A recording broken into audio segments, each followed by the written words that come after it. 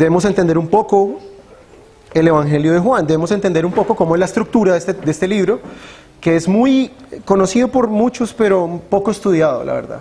Muchas personas no conocen a veces el tema principal de este libro. Y bueno, Juan hace parte de los 4 evangelios, pero Juan es diferente a los demás 4 evangelios, a los otros 3, porque Juan es llamado el evangelio, es llamado el evangelio, digámoslo así, de Cristo, enfocado en Cristo. Los otros 3 son evangelios sinópticos porque hacen una sinosis, hacen un resumen de la vida de Cristo, pero Juan se enfoca mucho más y Juan busca demostrar a sus lectores una verdad supremamente importante, y es que Cristo es Dios. Juan se dirige básicamente a una audiencia judía en su gran mayoría. Juan es casi que el último de los evangelios por ser escrito, y el empeño de Juan y el propósito de Juan lo podemos encontrar de hecho en el mismo libro, en el capítulo 21, capítulo 20, versículo 30 y 31. Ahí Juan nos plasma todo el resumen o el propósito principal de Juan al escribir este evangelio. Dice versículo 30 y 31 del capítulo 20. Hizo además Jesús muchas otras señales en presencia de sus discípulos, las cuales no están escritas en este libro. Pero estas se han escrito, o sea, este evangelio se ha escrito para que creáis que Jesús es el Cristo, el Hijo de Dios, y para que creyendo tengáis vida en su nombre. Ese es el propósito principal de Juan al escribir este evangelio. Juan no está tan empeñado en ir a los detalles de la vida de Cristo, en mostrarnos si Jesús fue a un cierto lugar o no fue, si Él vino, estuvo. No es el propósito principal de Juan, sino que el propósito principal del autor divino es mostrarle y demostrar a la audiencia que Cristo es Dios y que creyendo en Él tenemos vida eterna.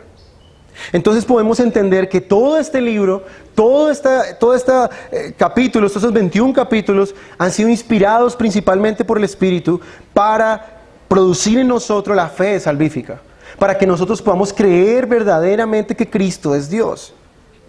Ahora, cuando nosotros venimos a la estructura de este evangelio, Juan está dividido en 3 partes. Una primera parte del capítulo 1 hasta el 11, que es llamado el libro de las señales. Juan no usa la palabra milagro, sino la palabra señal en su evangelio. La palabra semiontes, creo que en griego, para hablar acerca de señales. ¿Y por qué señales y no milagros? Porque Juan está empeñado en mostrar que Jesús es Dios. Estas señales lo que hacen es apuntar a que Cristo es Dios. Por eso encontramos ahí en el capítulo 11, por ejemplo, la resurrección de Lázaro. Vemos nosotros también en el capítulo 4 cuando Jesús se encuentra con la mujer samaritana. Encontramos otras señales más, son más o menos como unas 10 señales, eran 7, bueno, no recuerdo exactamente el número. Pero Juan pone una cantidad exacta de señales en su evangelio para mostrarle a las personas que Cristo es Dios. Ahora, del capítulo 12, hasta el 12, del 13 hasta el 17, está la parte que llamamos el discurso del aposento alto. Y es allí donde Jesús, donde se encuentra nuestro texto en el capítulo 15, donde Jesús básicamente lo que está haciendo es despedirse de sus discípulos. Jesús estaba a punto de ser entregado a la muerte, a ser entregado por estos hombres perversos, y Cristo lo que hace es, en el capítulo 14, nos da toda una serie de promesas a los discípulos primariamente y luego a nosotros, y en el capítulo 15 Jesús nos va a hablar de un tema supremamente importante, es lo que quiero tocar en esta mañana, y es nuestra unión con Cristo. Por eso el título del sermón en su primera parte será Unidos a Cristo. En el capítulo 16 Jesús está hablando de la obra del Espíritu después de que Él se vaya. ¿Qué va a pasar? Porque los discípulos quedan un poco absortos, quedan un poco impresionados. Bueno, ¿y qué va a pasar después de que Jesús se vaya? Estamos con Él, lo amamos mucho a Él, queremos estar con Él, pero Jesús dice que Él se tiene que ir. Es más, ustedes notan en el capítulo 13, que es la transición entre el 14 y el 15, entre el 13, 14 y 15, en el último, en el versículo 38, vemos 37-38 del 13, vemos la preocupación de Pedro. Y podemos decir que de Pedro y de todos los discípulos están supremamente preocupados porque Jesús se va a ir. Dice el versículo 37 y 38 del capítulo 13. Pedro le dijo: Señor, ¿por qué no te puedo seguir ahora? Mi vida pondré por ti. Y Jesús le respondió, ¿tu vida pondrás por mí? De cierto te digo, no cantará el gallo sin que me hayas negado 3 veces. ¿Pueden notar ustedes el desespero y la angustia de estas personas, de estos discípulos? Porque su maestro amado se va a ir y los va a dejar. Tanto así que Pedro dice que ¿por qué no puede seguirle en ese momento? Que él inclusive sería capaz de morir por Cristo. Pero obviamente en su autosuficiencia, Jesús le muestra a Pedro que él no es capaz de hacer eso. Sino que más bien, Pedro lo que va a hacer es negar a Cristo. Y si notamos el capítulo 16, para continuar en nuestro rápido resumen del Evangelio de Juan, Jesús les dice ahora a los discípulos que aunque Él se vaya, Él va a enviar a su Espíritu, y el Espíritu les va a acompañar y va a estar con ellos cuando sea que ellos tengan que dar testimonio, cuando sea que ellos tengan que hablar de la verdad, cuando sea que ellos tengan que enseñar al mundo, el Espíritu estará ahí. Por eso el capítulo 16 de Juan es casi que toda la obra, la neumatología o la doctrina del Espíritu Santo en estos tiempos. Capítulo 17, la oración sacerdotal de Cristo. Cristo allí ora, cerrando su sermón del aposento alto, hablando y encomendándose y encomendando a su pueblo a las manos de Dios. Y del capítulo 18 hasta el 21, que es el final, es ya el epílogo, es la muerte y la entrega de Cristo a los romanos y a los fariseos. Eso es más o menos, hermanos, el esbozo, así a abuelo de pájaro, de nuestro Evangelio de Juan. Muy importante conocer este evangelio. Casi siempre este evangelio lo ponen a las personas, o la mayoría de iglesias, le piden a las personas que lean este evangelio. Porque allí se encuentra el famoso Juan 3:16. Entonces, las iglesias tienden a pensar que es el evangelio más fácil para las personas nuevas, o incluso para los inconversos. Ahora, cuando venimos al capítulo 15, hermanos, que se encuentra dentro de esto que se llama el discurso del aposento alto, como ya lo dije anteriormente, Jesús está aquí despidiéndose de sus apóstoles, de sus discípulos. Está Jesús en una situación difícil porque Él tiene que dejarlos y luego después Jesús por su propia voluntad se entrega a la muerte. Recordemos, hermanos, que si hay una verdad importantísima y preciosa en el Evangelio es que Cristo no fue una víctima de sus captores. Jesús voluntariamente se entregó a la muerte.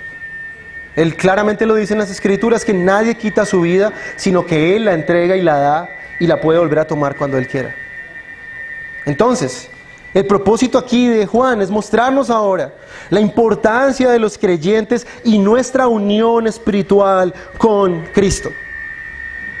Jesús quiere enfatizar en este texto, hermanos, en el capítulo 15, cuán importante es estar unidos a Cristo. Si nosotros leemos el capítulo 14 y todas las promesas que se encuentran ahí, vamos a ver que estas promesas únicamente son para aquellos que están unidos a Cristo y habitan en Él. Ahora, si nosotros hablamos de uniones, en la vida de un ser humano hay muchas uniones que probablemente son muy importantes. Por ejemplo, cuando hablamos del matrimonio, la persona debe unirse a su cónyuge. Y en el momento del matrimonio, esta persona hace una unión voluntaria con otra persona, con un hombre o una mujer. Y esta unión es importante porque es una unión de un compañerismo mutuo, de consuelo mutuo durante toda la vida. Ahora, esta unión es importante, pero hay una unión que es mucho más importante. Hay otra unión que tenemos desde que somos niños y es la unión con nuestros padres y nuestros hermanos. Es una unión temporal, al igual que el matrimonio, pero no es la unión más importante que una persona pueda tener. La unión más importante, o la persona a la que usted debe estar unido más importante en su vida, no es su cónyuge, no son sus padres, no son sus hermanos, no son sus amigos, sino la unión más importante que un cristiano pueda tener en esta vida y en la venidera es la unión con Cristo. Por eso mi pregunta en esta mañana, mi querido hermano y amigo que estás aquí, ¿estás unido a Cristo? ¿Hay una unión con Él? ¿Puedes decir que habitas en Él, que permaneces en Él, que estás en Él? Y noten ustedes que a veces no es tan importante si estamos unidos a Cristo. ¿Está Cristo unido a nosotros? Por eso es la importancia que gobierna el capítulo 15 de Juan. Jesús va a dar aquí una ilustración. Jesús va a utilizar algo del lenguaje normal de la época. Jesús va a utilizar la vid, o sea, el arbolito que produce uvas, y los pámpanos o las ramas que producen de donde cuelgan las uvas. Y Jesús va a usar esta ilustración para mostrarnos una verdad espiritual en este texto. Entonces, hay una relación aquí entre tres personas cuando vamos a ver este texto: el Padre, el Hijo y los discípulos.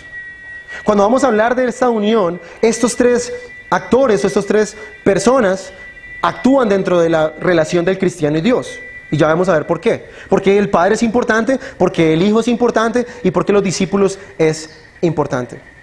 Entonces, hermanos, yo creo que el propósito más importante en esta mañana, y que yo veo en el texto, hermanos, es que Jesús exhorta a sus discípulos a perseverar, a estar unidos a Cristo, a permanecer animados y a no ser como Judas. Porque si ustedes ven en el contexto de Juan, Judas es aquel que aparentemente estaba unido a Cristo, pero que en el momento de la prueba y la tribulación mostró su verdadera cara y ¿qué hizo? Vendió a Cristo. Entonces Jesús está sabiendo, obviamente, más adelante Él va a tomar la cena con los discípulos, ya creo que la ha tomado en el capítulo 13,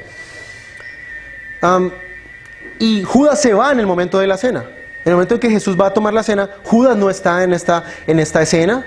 Y obviamente él se ha ido a vender a Cristo, a decirle a los alguaciles dónde está Jesús, por unas monedas de plata. Entonces, en el contraste o en la vista de esto, Jesús lo que está haciendo es mostrarle y decirle a sus discípulos que no sean como Judas.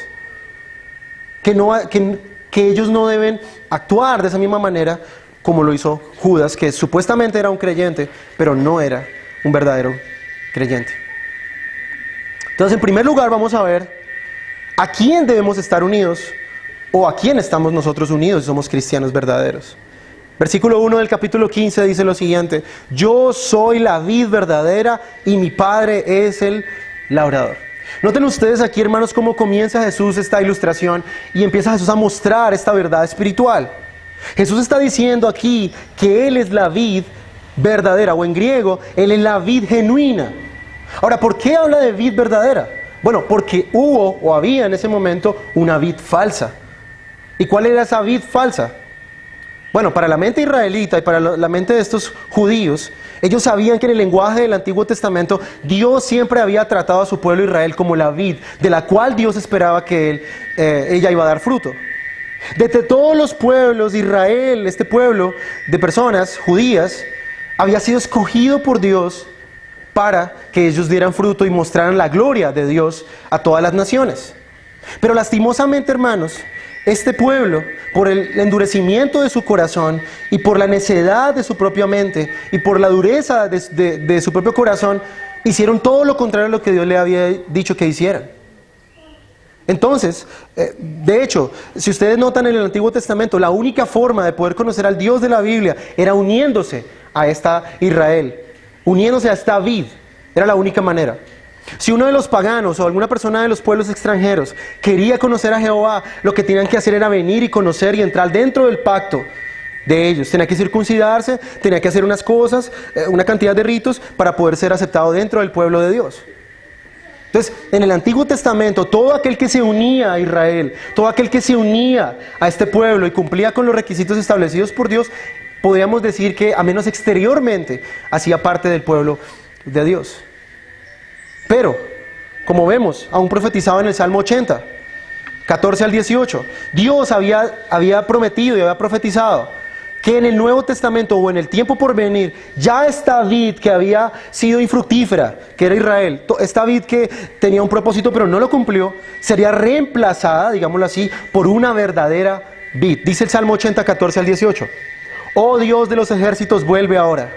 Mira desde el cielo y considera y visita esta viña, la planta que plantó tu diestra y el renuevo que para ti afirmaste. Quemada a fuego está, asolada. Perezcan por la reprensión de tu rostro.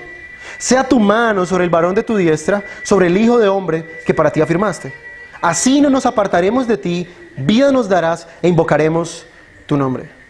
Entonces noten ustedes que en el Nuevo Testamento esta diestra que va a plantar, este renuevo y este varón de tu diestra, obviamente hacen clara alusión a Cristo. Cristo sería la vid verdadera en el Nuevo Testamento, a la cual todos aquellos que quieren conocer a Dios deben unirse para poder conocerle. No hay otra manera. Si estas personas trataron o tratan de dar fruto como veremos más adelante, no lo podrán dar si no están unidos a esta vida, hermanos. Siempre el propósito de Dios ha sido una relación de pacto, una relación de unión. Así como pasó en el Antiguo Testamento. Ahora Dios espera que en el Nuevo Testamento los hombres y las mujeres estén unidos a Él por medio de Cristo. Entonces Jesús se llama a sí mismo la vid verdadera. En Él y solamente en Él podemos hallar vida eterna, el consejo de Dios, el conocimiento de la verdad, el gozo que tanto los hombres y mujeres anhelan experimentar. Solo en Cristo y únicamente en Cristo. Toda la fuente de bienes, la fuente de toda bondad, la fuente de toda felicidad se encuentra en Cristo. La vida abundante que Él ha prometido en Juan 10 se encuentra únicamente en Él, porque Él es la vid verdadera en donde podemos hallar abundante salvación. Entonces, hermanos, noten ustedes que Él es la vid verdadera. Él es prometido desde el Antiguo Testamento. Ahora, noten ustedes la segunda relación, el segundo actor dentro de esta parábola, dice, o de esta ilustración, y mi padre es el labrador. En la antigua Israel, los labradores o los cuidadores de las viñas eran aquellas personas que eran contratadas por un dueño. Se lo podemos ver más que todo en Isaías.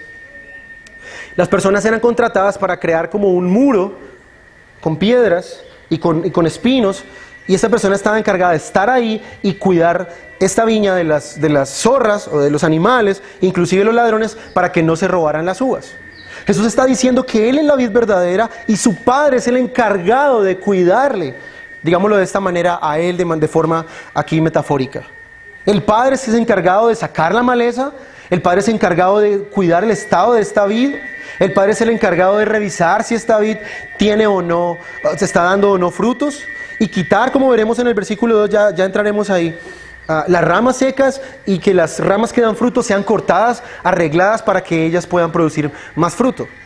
Es decir, dentro de esta relación, hermanos, en que Cristo es la vid y el Padre es el labrador, el Padre tiene gran importancia y gran papel dentro de la santificación y la relación entre los creyentes y Cristo. Por eso, Jesús dice aquí que el Padre no es una persona pasiva dentro de la salvación, no solamente escogió a los que han de ser salvos y salió de la escena, sino que el Padre es aquel que está activamente ahí en la santificación de los creyentes. Vamos versículo 2.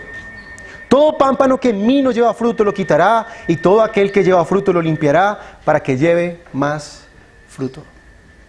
Entonces noten ustedes que Cristo no simplemente se unen a Él todo tipo de personas, sino que el Padre, al ser el viñador y al ser el que cuida esta vid, tiene una labor muy importante, y Jesús está aquí enunciando. Por la cultura en ese tiempo, obviamente esa era la función de los viñadores, no solo cuidar la vid, quitar las piedras, quitar la maleza, guardarlo de los ladrones y de los animales, sino que también, digámoslo así, que el viñador tenía la función de un jardinero. Él tenía que podar la rama para que la rama pudiera dar fruto, y toda aquella rama que no producía fruto era quitada. ¿Por qué? Porque las ramas que no producían fruto lo que hacían era chupar la savia de la planta para que las otras ramas no pudieran dar fruto de la forma en que debían darlo. Entonces esto nos muestra algo importante en el texto, hermanos. Hay dos tipos de personas que están unidos a Cristo. Noten ustedes que Cristo dice, soy la vid verdadera. Ok, tú eres la vid verdadera y el Padre es el viñador. Ahora, hay dos clases de personas que dicen ser o dicen estar unidos a Cristo. Es lo que nos muestra el texto, y eso es lo que nos enfocaremos del versículo 2 hasta el 6. Los que de verdad están unidos a Cristo y los que parecen estar unidos a Cristo. Ahora, en el Evangelio de Juan, hermanos, nosotros podemos notar, y esto lo vamos a ver en unos pasajes ahorita, Juan es uno de los apóstoles que más nos habla o más ilustra la fe superficial que una persona puede tener en Cristo. Juan es uno de los que nos demuestra en su Evangelio que pueden haber personas profesantes nada más de Cristo y verdaderos creyentes en Cristo. Juan nos habla de aquellos que dicen conocer a Cristo, amar a Cristo, conocerle a Él, seguirle a Él, pero que en la práctica realmente no lo son.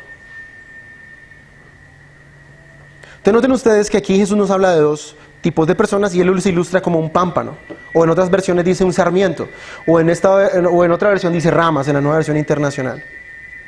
Y noten ustedes lo que Jesús dice: todo pámpano que en mí no lleva fruto, lo quitará.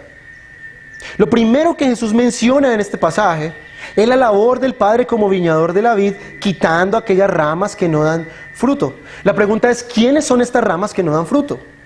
¿Son acaso creyentes que han perdido su salvación? ¿Que estaban unidos a Cristo, pero un día Cristo los desechó a ellos? ¿O ellos voluntariamente quisieron salirse de la relación con Cristo e irse al mundo? Obviamente no. Juan nos lo muestra así en su evangelio. Cuando vamos al evangelio de Juan, por ejemplo, en el capítulo 6, versículos 64 a 66, mire lo que dice Juan. Pero hay algunos de vosotros que no creen, porque Jesús sabía desde el principio quiénes eran los que no creían y quién le había de entregar. Y dijo, versículo 65, por eso os he dicho que ninguno puede venir a mí si no le fuere dado del Padre. Desde entonces, muchos de sus discípulos, los que decían creer en Cristo, los que decían ser incondicionales con Cristo, amar a Cristo, que dice al final del versículo 66, ya no andaban con Él. Juan nos muestra aquí, hermanos, que hay personas que aparentemente son discípulos de Cristo, aparentemente le siguen, aparentemente le aman, aparentemente dan fruto, pero no es así.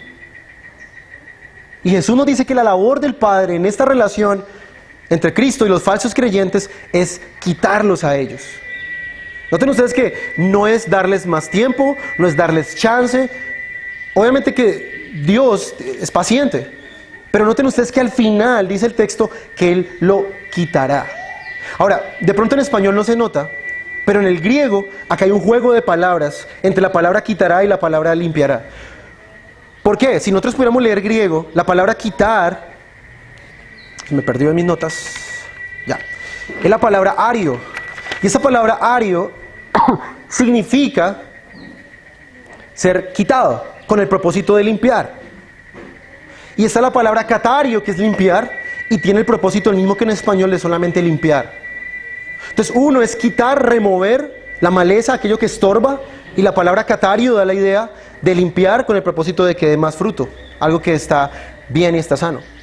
Entonces noten ustedes que por un lado Dios quitará a todas aquellas personas que son aparentemente cristianas, que aparentemente están unidos a Cristo, pero que jamás da fruto. Ahora, noten ustedes algo en el texto, hermanos. No estamos diciendo aquí que la salvación es salvación por frutos. No estamos diciendo aquí, el enfoque de Juan en este texto no es salvación por llevar frutos. No estamos diciendo aquí que una persona que da fruto es una persona que va a ser a salva, sino todo lo contrario. Lo que ustedes deben notar en el texto, y está un poco implícito en el texto, es que lo más importante o el tema principal de nuestro texto es la unión de Cristo con el creyente. Porque el versículo lo dice, todo pámpano que en mí no lleva fruto. Noten ustedes que no dice que lleva fruto por sí mismo, sino en Cristo, al estar unido a Cristo, al tener esa comunión con Cristo. Entonces queda claro en primer lugar que Dios quitará, cortará a estas personas que están aparentemente unidos a Cristo. Hay otro ejemplo, otra ilustración en el Evangelio de Juan, donde Juan nos muestra también que la gente puede tener una fe, pero no una fe salvífica. Juan 2, del 23 al 25. Dice, estando en Jerusalén en la fiesta de la Pascua, muchos creyeron en su nombre. Miren ustedes el texto, creyeron en su nombre viendo las señales que hacía. Versículo 24, pero Jesús mismo no se fiaba de ellos porque conocía a todos y no tenía necesidad de que nadie le diese testimonio del hombre, pues él sabía lo que había en el hombre. Noten ustedes que estas personas aparentemente creyeron en Cristo, vieron las señales que Cristo hizo, pero en el versículo 24 Juan nos deja claro que Jesús no se confiaba de estas personas porque Jesús sabía lo que había en el corazón de estas personas. Entonces es claro que Juan nos muestra que pueden haber personas que aparentemente vienen a la iglesia, escuchan el sermón, tienen compañerismo con los otros cristianos, tienen la jerga cristiana, hablan como cristianos. Pero lo que va a definir realmente si ellos están unidos o no, no es si están unidos a la iglesia, no es si están unidos a los hermanos, es si están unidos a Cristo o no. Entonces noten ustedes por un lado que dentro de esta unión aparente con Cristo, Dios quitará el Padre a todos aquellos que no son del pueblo de su Hijo. Dios tiene la función divina de quitar a todos aquellos falsos creyentes. los arrancará, los quitará, los cortará. Suerte contraria con los verdaderos creyentes. Segunda parte del verso 2. Y todo aquel que lleva fruto lo limpiará para que lleve más fruto. Entonces, en segundo lugar, noten ustedes en el texto, hermanos, que Dios está totalmente interesado, hermanos, en que los cristianos seamos personas fructíferas. Si hay algo, hermanos, que el cristianismo hace en la vida de una persona y que debe demostrarse realmente de una forma, digámoslo así, ocular, o podemos ver a simple vista, es que los cristianos son personas que dan fruto. El mayor interés de Dios, mi hermano, no es que usted tenga plata, no es que usted sea rico, no es que usted sea feliz, sino que el mayor propósito, vemos en el texto, hermanos, es que los cristianos puedan dar fruto. Es que los cristianos puedan ser personas fructíferas. Yo no sé si ustedes han leído, creo que en Lucas, dice el Evangelio de Lucas, que Jesús o Dios iba a quitar el reino de los judíos porque no dieron frutos y lo iba a entregar a otro pueblo que sí iba a dar los frutos que se esperaba. Dios espera y Dios siempre anhela que las personas y los creyentes puedan dar verdaderamente frutos. Y hermanos, este va a ser una de las ideas que más va a dominar nuestro texto en esta mañana. La pregunta es, ¿eres un verdadero creyente que está siendo limpiado por Dios? ¿O más bien eres un falso creyente que lo único que te espera es ser cortado de Cristo, ser cortado de la aparente fe que dices tener? Dios, por un lado, quitará a todos estos falsos creyentes y por otro lado impulsará, animará, hará que los creyentes puedan dar verdadero fruto. Hermanos, si tú estás unido verdaderamente a Cristo, sufrirás aflicciones, sufrirás tribulaciones, sufrirás con tu mismo pecado, y todo será con el propósito de limpiarte más y limpiarte más para que tú puedas dar más fruto. No hay otra cosa que le interese más a Dios que tú puedas ser una persona fructífera, que tú puedas reflejar en tu carácter a Cristo, que tú puedas realmente mostrar a Cristo en tu carácter. Entonces el Padre limpia a los creyentes. Y el Padre, hace esto porque Él está preocupado por el crecimiento espiritual de los creyentes. Noten ustedes, hermanos, que en el texto no se da a entender como que lo más importante solamente es estar unido a Cristo y ya. Esta unión con Cristo debe reflejarse en fruto en la vida de las personas. Cuando ustedes piensen en el cristianismo, hermanos, el cristiano no es una persona que viene a una iglesia. El cristiano no es una persona que lee la Biblia. El cristiano es una persona que ora. Hace parte de la vida cristiana, pero realmente un cristiano es una persona que está llamada a dar fruto en su carácter. Dios está preocupado por tu crecimiento espiritual, hermano. Si algo que le preocupa a Dios, digámoslo de esta manera, en estos términos, es que los cristianos puedan ser personas fructíferas. Ahora, no estamos diciendo, por un lado, que el cristiano debe estar sentado y acostado esperando a que pueda dar fruto. Obviamente, debemos esforzarnos en la gracia que nos ha sido dada, pero únicamente podremos dar fruto si estamos unidos a Cristo. Ahora, ¿cuál es el elemento que Dios utiliza para limpiar a los creyentes? Versículo 3. Y vosotros estáis limpios por la palabra que os he hablado. Y aquí es donde entra un factor fundamental, hermanos, dentro de nuestro texto. La palabra de Dios es uno de los agentes que Dios utiliza en nuestra santificación. Por un lado, nosotros vemos que la palabra de Dios no hace efecto en las personas que están más atrás. Lo podemos inferir. Obviamente todo aquel pámpano que no lleva fruto es porque jamás ha absorbido la palabra de Dios. La palabra de Dios no ha hecho efecto en esta persona. Y es obvio, si no está unido a Cristo, si no ha creído en Cristo, pues lo más lógico es que no está unido a Cristo.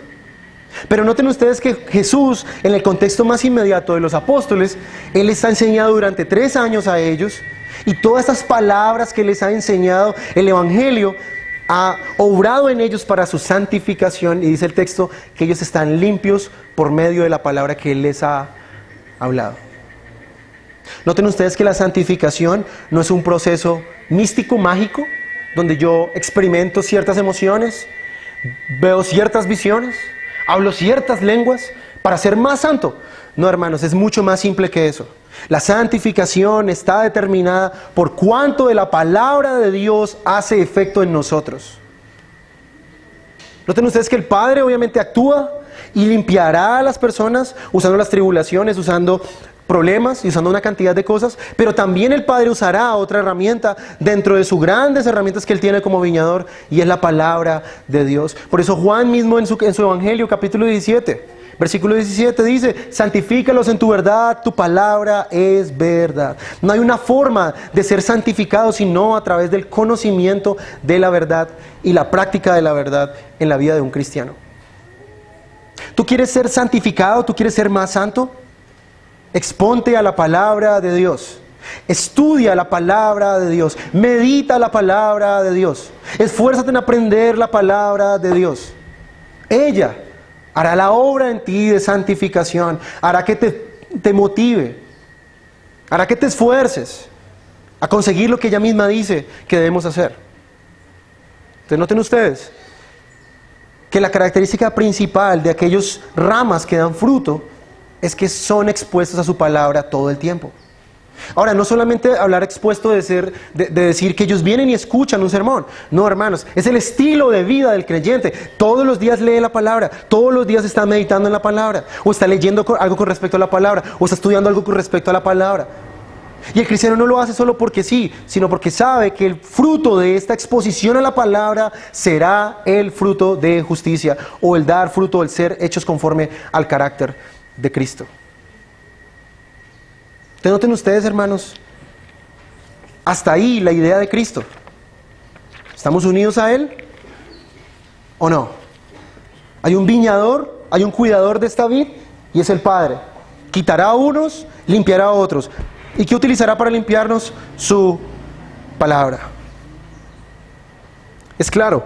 Hebreos 12, 10 al 11 dice: y aquellos, hablando de disciplina, ciertamente por pocos días nos disciplinaban, hablando de los padres, como les parecía. Pero esto para lo que nos es provechoso, para que participemos de su santidad. Es verdad que ninguna disciplina al presente parece ser causa de gozo, sino de tristeza. Pero después da fruto apacible de justicia a los que en ella han sido ejercitados. Noten ustedes que Dios utilizará la disciplina para hacer que nosotros seamos más fructíferos, hermanos. Cuando usted pase por una aflicción, cuando Dios lo pase por una tribulación, por un problema difícil, noten ustedes que el final de esto es su santificación, hermanos.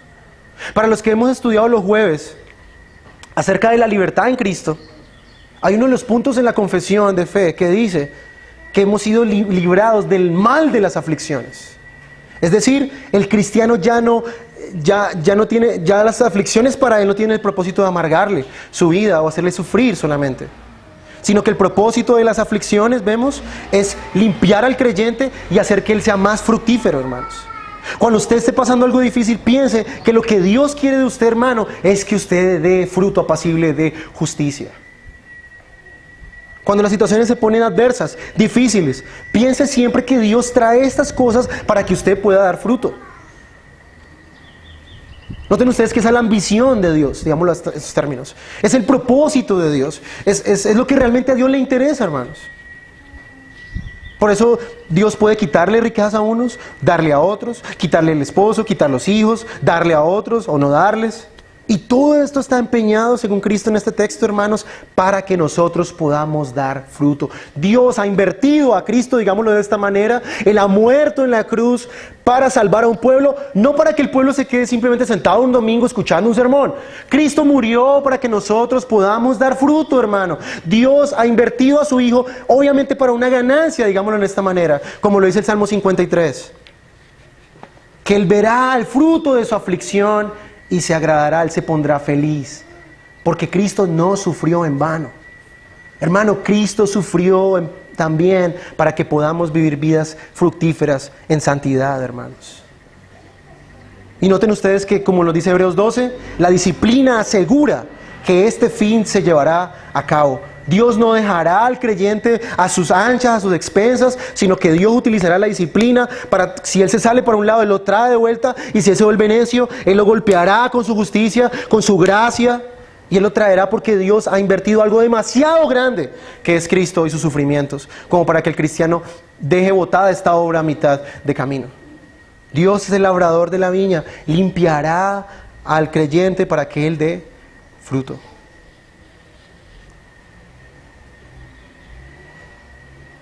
Primera de Pedro 1:23 dice, siendo renacidos no de simiente corruptible, sino de incorruptible, por la palabra de Dios que vive para siempre.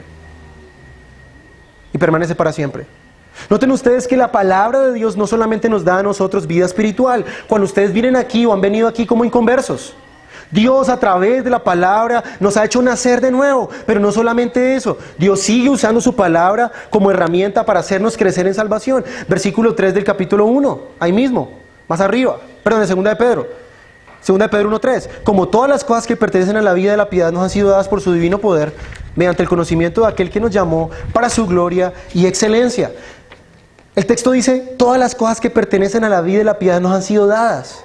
¿Qué son estas cosas que pertenecen a la vida de la piedad, hermanos? Su palabra, la santificación, el poder del Espíritu Santo. Todo esto nos ha sido dado, hermanos, para que nosotros podamos ser como Cristo. Entonces noten ustedes, hermanos, Dios está empeñado en que usted tenga una vida fructífera. Todo cuanto ocurre en su vida es la mano del viñador, limpiando sus ramas para que den más fruto. Ciertamente Dios se preocupa por nuestras aflicciones. Ciertamente Dios se compadece de nuestras debilidades. Ciertamente Dios se duele por nuestros sufrimientos. Es claro, no es un Dios indolente. Pero el propósito principal de Dios es que nosotros demos fruto. Es que seamos moldeados al carácter de Cristo. Es que podamos ser como Él. Versículo 4. Vamos a ver las razones para estar unidos a Cristo. Permaneced en mí, yo en vosotros. Como el pámpano no puede llevar fruto por sí mismo, si no permanece en la vid, así tampoco vosotros, si no permanecéis en mí. Noten ustedes aquí la razón. ¿Por qué estar unidos a Cristo? Noten ustedes que Jesús comienza ahí dando un mandamiento, un imperativo. Permaneced en mí y yo en vosotros. ¿Qué es esto de permanecer en Cristo? Es la pregunta. Y yo me hacía la pregunta otra vez, aunque este texto ya lo prediqué hace muchos años. Yo me preguntaba, ¿qué significa otra vez permanecer en Cristo? Permanecer en Cristo, hermanos, no es más sino estar en una relación personal con Él. Ahora, en este punto quiero entrar en otra idea, otra segunda idea en este texto, hermanos. El cristianismo no es una religión de mero conocimiento. El cristianismo no es venir y conocer doctrinas solamente. Hace parte. El cristianismo no es solamente venir y conocer mucho la Biblia. El cristianismo se trata, hermanos, de permanecer, de conocer, de habitar en una persona que se llama Cristo. Conocer a Cristo, relacionarme con Cristo, amar a Cristo. Hermanos, si el cristianismo fuera una religión de solamente conocimiento, todos aquellos que conocen muchas cosas estarían directamente listos para la salvación, hermanos. Pero no es así. El cristianismo es, en parte también, una religión donde nosotros nos relacionamos con Cristo, nos relacionamos con una persona. Y noten ustedes que esto es la idea central en el texto para poder dar fruto. Dice, como el pámpano no puede llevar fruto por sí mismo si no permanece en la vid, así tampoco vosotros si no permanecéis en mí. Jesús pone la ilustración. Si cortamos la rama de la vid, si cortamos esta rama que supuestamente debe dar fruto y la cortamos y sola no puede dar fruto, ustedes tampoco, si no tienen una relación conmigo, no pueden dar fruto. Por eso, hermano, la santificación bíblica es una santificación por gracia y no por obras. La misma gracia que nos ha salvado, hermanos, es la misma gracia que hace que perseveremos y permanezcamos en Cristo. Ahora, esto nos muestra otra cosa en el texto, hermanos. El fruto viene no de nosotros, sino de Cristo. Si hay algo bueno que hacemos nosotros como creyentes, si hay algún don bueno en nosotros, alguna virtud, hermanos, es porque estamos unidos a Cristo. Hermanos, ¿cuántos de nosotros tratamos de ser fructíferos en nuestra propia fuerza? ¿Cuántos de nosotros tratamos de santificarnos a nosotros mismos por obras? ¿Cuántos tratamos nosotros de obedecer a Cristo, pero sin el poder y la gracia de Cristo? Noten ustedes que este versículo 4 es supremamente importante en nuestro texto. Nos está diciendo que la única manera de ser verdaderos creyentes es teniendo una relación con Cristo. No hay otra manera.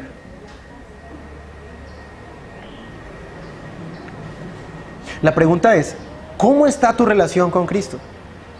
¿Cómo está tu vida de oración con Cristo? ¿Cómo están tus emociones hacia Cristo? ¿Cómo están tus pensamientos hacia Cristo? ¿Es Cristo el objeto de tu amor supremo? ¿Es Cristo lo que más te importa a ti? ¿Es Cristo realmente a quien tú amas con todo tu corazón, con toda tu alma y con todas tus fuerzas? Noten ustedes otra vez el texto, dice, permaneced en mí, habiten conmigo, es la palabra en griego, vivan conmigo, relaciónense conmigo. No hay forma de dar fruto, no hay manera de dar fruto si no es unidos a Cristo, si no permanecemos en Cristo. La razón, mi hermano y mi hermana, por la que usted tiene una vida cristiana fracasada, es porque usted no está teniendo una relación con Cristo. Quizás está conociendo mucha doctrina, está leyendo muchos libros y está bien. Pero la pregunta es, ¿cuánto tiempo tú pasas orando a Cristo, teniendo comunión con Cristo? ¿Cuánto tú experimentas a Cristo de una forma personal a Él? ¿Por qué la vida de muchos cristianos es seca, sin fruto? ¿Saben por qué? Porque tratan ellos de dar fruto en sus propias fuerzas. Ahora, no estoy diciendo que esto elimina el esfuerzo. Sí debemos esforzarnos en la gracia. Pero la acción santificadora de Dios vendrá únicamente cuando permanecemos y estamos unidos a Él. No hay otra manera. No hay otra manera. Esto nos enseña otra cosa, hermanos. Las religiones moralistas no sirven de nada. Versículo 5. Yo soy la vid, vosotros los pámpanos, el que permanece en mí, yo en él, este lleva mucho fruto, porque separados de mí, nada podéis hacer. Toda aquella persona que trata de ser religiosa en su vida, está fundamentando sus acciones en el mero esfuerzo humano. La pregunta es, mi hermano, ¿eres tú un religioso? ¿Vienes tú a la iglesia en tus fuerzas? ¿Lees la Biblia en tus fuerzas? ¿Oras en tus fuerzas? ¿Haces todo en tus fuerzas? ¿Tratas de agradar a Dios en tus fuerzas? Hermano, las religiones de este mundo están fundamentadas en el esfuerzo humano lejos de Cristo. Lejos de Cristo. Las religiones del mundo le dicen a la gente que no necesitan a nadie, que ellos mismos pueden ser buenos y hacer buenas acciones sin necesidad de ir a una iglesia, sin necesidad de leer la Biblia, sin necesidad de orar, sin necesidad de cristianos. Yo puedo solito en mis fuerzas, pero Cristo dice en este texto que lejos de Él nada pueden hacer. Ahora, estas personas ciertamente pueden ser personas moralmente buenas, pero les digo algo. Como dice el versículo 6, en el día del juicio, estas buenas obras no servirán para nada. Estas personas, junto con sus obras, serán echadas en el infierno. El mero moralismo, mis amigos que están aquí sin Cristo, no salva a nadie. El cristianismo es diferente a las demás religiones porque el cristianismo es la única religión donde su autor interviene en la vida de sus seguidores. Mahoma no hace eso. Ni Buda hace eso, ni Nietzsche hace eso, ni Marx hace eso, ni ninguna de estas religiones seculares humanistas hace eso, ninguno. Cristo es el único, en la única religión donde Dios interviene en la vida directamente de sus seguidores. Por eso el cristianismo no es una religión de autosuperación, es una religión, y digo religión porque el cristianismo sí es una religión, cristocéntrica, centrada en la persona de Cristo. ¿Cuántas veces has tratado de hacer buenas obras aparte de Cristo y has fracasado? ¿Cuántas veces has tratado de ser buena persona lejos de Cristo y has fracasado? O más bien, también has tratado de ser buena persona lejos de Cristo y te ha funcionado. Porque están las dos opciones. Pero Jesús lo deja claro, hermanos. Nadie puede dar fruto, nadie puede realmente demostrar el carácter de Cristo lejos de Cristo. Es imposible dar fruto sin estar unido a Cristo. Es imposible. Es imposible ser santo sin estar unidos a Cristo. ¿Estás confiando realmente en Cristo? ¿Estás relacionándote realmente con Cristo? ¿Está la palabra de Dios haciendo la obra santificadora en ti? Porque te digo una cosa, mi hermano. Si no te estás relacionando con Cristo en este momento en tu vida, como estás ahora, no eres mejor que los moralistas que están afuera en el mundo. Los moralistas piensan que sin necesidad de Cristo pueden ser buenas personas. Piensan que dejando la palabra de Dios a un lado pueden ser buenas personas. Ellos dicen que sin necesidad del consejo divino pueden ser buenas personas. Pero Jesús dice una vez más, lejos de Él, separados, cortados de Él, jamás podrán llevar fruto. No importa cuánto una persona diga, cuán buena dice ser sin Cristo. ¿De qué le servirán a estas personas sus obras delante del día del juicio? Delante de un Dios que exige perfección, un Dios que ha puesto un estándar de perfección tan alto que ningún hombre ni sus obras puede alcanzarlo. Y aún así hay gente terca que sigue diciendo que ellos pueden ser buenos sin Cristo. Yo puedo agradar a Dios sin Cristo. Puedo hacer el bien sin Cristo. Estas personas necias confían en sus habilidades y en su astucia. Creen que son muy fuertes, son muy inteligentes y que ellos pueden producir su propio fruto aparte de Cristo. Pero Jesús les repite una vez más a estas personas que es imposible. La pregunta es, mi hermano y hermana, ¿estás tratando de ser cristiano sin tener una relación con Cristo? ¿Estás tratando de actuar como un cristiano sin tener una relación con Cristo? ¿Estás tratando de aparentar ser un creyente aparte de Cristo? Y yo sé que esto suena lógico, ¿no? Obviamente, si yo soy cristiano, pues tengo una relación con Cristo, pero no es tan lógico. Muchas personas no oran lo que deben orar. Muchas personas no meditan la verdad como deben hacerlo. Muchos no se relacionan con Cristo como deben hacerlo. Y tratan de ser cristianos en sus fuerzas. Hermanos, eso no es más que una religión de obras. No es más que una religión humanista, disfrazada de cristianismo. Entonces pensamos que no necesitamos orar, no necesitamos el consejo de la palabra, no necesitamos el consejo de hermanos, no necesitamos la comunión. Yo puedo solo, tan solo que inclusive no necesito ni siquiera a Cristo para ser cristiano. Eso es lo que Jesús está diciendo aquí. No puedes dar fruto si estás lejos de Cristo. No puedes ser cristiano sin Cristo. No puedes ser cristiano sin estar unido a Cristo. No puedes amar a Cristo si Cristo no te ama primero. No puedes perseverar en Cristo si no permaneces en Él.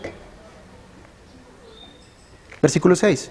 El que en mí no permanece será echado fuera como pámpano y se secará, y los recogen y los echan en el fuego y arden. Hermano, tu religión de obras, si la estás viviendo, no va a servir de nada en el día del juicio. Tu religión de obras no te podrá justificar delante de un Dios perfecto. Tu religión de buenas obras, buenas, según mis intenciones, yo soy bueno, no servirán, no alcanzarán para igualar el estándar establecido por Dios en los 10 mandamientos. Tus buenas obritas, lejos de Cristo, apartado de Él, no te servirán para justificarte delante de un Dios. Ni una sola obra, ni 1000 obras podrán justificarte ni siquiera un pecado pequeño. Ni 1.000.000 de obras podrán justificar una mentira tuya. Ni una. Dice el texto que esta gente que está lejos de Cristo se secarán. Quiere decir sus ideas, su forma de pensar, sus buenas obras pasarán, pasajeras. Y obviamente si no están unidos a Cristo, ¿a quién creen ustedes que estas personas están unidas? Están unidas a Adán. Y ya sabemos todos aquí, los que hemos estudiado la confesión de fe, que todos los que están unidos a Adán sufrirán la segunda muerte, la muerte eterna, porque todas estas personas están bajo la maldición de Adán por su desobediencia en el pacto de obras. Todas las obras de una persona que está lejos de Cristo están malditas. No importa cuán buenas traten ellas de ser, tienen la maldición de la ira de Dios sobre ellos al no estar unidos a Cristo. Por eso jamás podrán por su propio esfuerzo y su propia mano ser agradables a Dios. ¿Se acuerdan? Mateo 7, 21. Y muchos me dirán en aquel día: Señor, Señor, yo profeticé en tu nombre, eché fuera demonios, de milagros, de todo. ¿Y qué dice Jesús? Apartaos de mí, nunca los conocí. Esa palabra conocer es la misma palabra que está relacionada con permanecer en Cristo. ¿Cómo estás llevando tu cristianismo, mi hermano? ¿Un cristianismo de esfuerzos humanistas? ¿Está tratando de producir fruto sin estar en Cristo? ¿Está tratando de obedecer sin la gracia de Dios? O amigo que estás aquí sin Cristo, ¿piensas que estando unido a Adán vas a poder agradar a Dios? ¿Crees tú que estando bajo la maldición del pacto de obras por la desobediencia de Adán, en la que todos estamos malditos por la desobediencia de él, podremos agradar a Dios? ¿Puedes tú, mi querido amigo sin Cristo aquí, que podrás agradar a Dios por tu religión? ¿O por tu procedencia? ¿O por tu conducta? Yo quiero que en esta mañana te lleves estas palabras: lejos de mí nada podéis hacer. Lejos de Cristo nada podemos hacer. Más vale que estemos unidos a Cristo.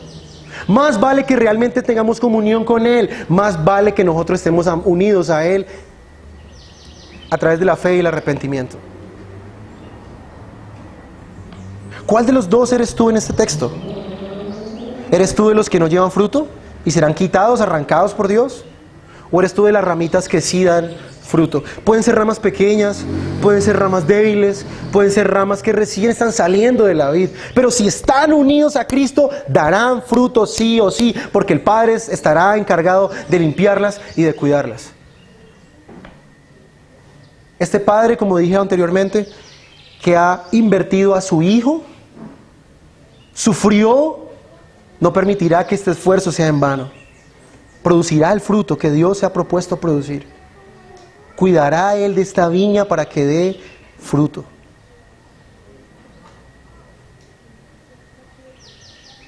¿Cuál de los dos eres? ¿De los que son limpiados por Dios para ser más fructíferos? ¿O de los que tarde o temprano serán cortados por el Padre para ser echados al fuego eterno? Yo te invito en esta mañana, mi querido amigo sin Cristo, a que te unas a aquel y que tengas una unión, la unión más importante que jamás tú podrás tener con alguien. La unión matrimonial dura solamente esta vida. La unión de padres e hijos y hermanos dura solamente en esta vida. Pero nuestra unión con Cristo trasciende esta vida y la venidera. Esa es la unión más importante que tú debes procurar.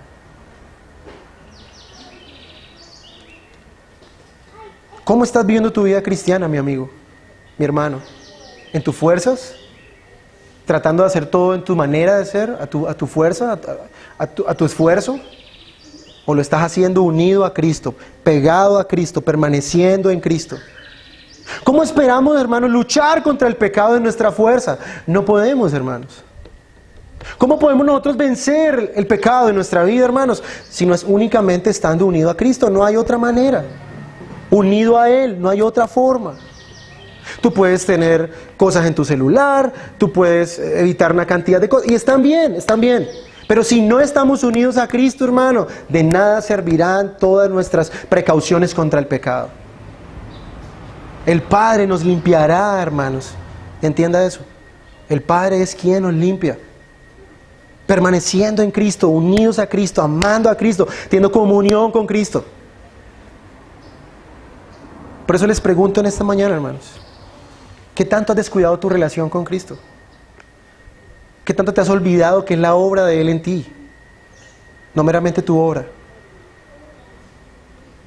¿Qué tanto tú estás despreciando o poniendo en segundo lugar a Cristo? ¿Para quién vives tu vida, mi hermano? ¿Has entendido en esta mañana que el propósito de Dios es que tú des fruto, como sea? La gran ambición de Dios es que podamos ser fructíferos para su reino. que podamos mostrar a Cristo. No hay nada más que llene de satisfacción a Dios que ver a su pueblo siendo como Cristo. No hay otra manera. Y amigo que estás sin Cristo, escúchame en esta advertencia, en esta mañana.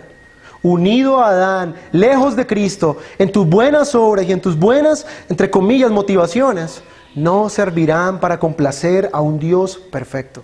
Jamás. Amigo sin Cristo, tus obras están malditas por Adán. Jamás podrás agradar a Dios. Entonces, algunos dicen, es que Dios conoce mi corazón, dicen. Esa es la frase de cajón de muchas personas. Bueno, sí, Dios conoce tu corazón y es lleno de pecado, es pecador. Necesitas a Cristo en esta mañana. Por eso te ruego, amigo sin Cristo, únete a Cristo. Pídele a Dios que te una a Cristo. Él es el viñador. Pídele a Él que te injerte dentro de la vid verdadera. Pídele a Él que a través de la fe y el arrepentimiento Él te pueda unir en la única unión que es más importante para nuestras almas. ¿De qué sirve, hermanos, tener un matrimonio, estar unidos a alguien, si no estamos unidos a Cristo? ¿De qué sirve tener una buena relación de padres e hijos, hermanos, si no estamos unidos a Cristo? ¿De qué sirve inclusive tener una buena hermandad en la iglesia si nosotros no estamos unidos a Cristo, que es el que de verdad nosotros debemos estar unidos? Quiera Dios en esta mañana, hermano, que reevalúes tu relación con Cristo. Quiera Dios en esta mañana que tú veas la fuente de donde proviene la santidad, de donde proviene la salvación, de donde proviene todo lo que realmente como creyente necesitamos. Y puedas tú en esta mañana entender que el máximo propósito del Padre es que tú seas fructífero, es que tú des fruto en Cristo, no lejos de Él. Vamos a orar. Señor, te damos gracias.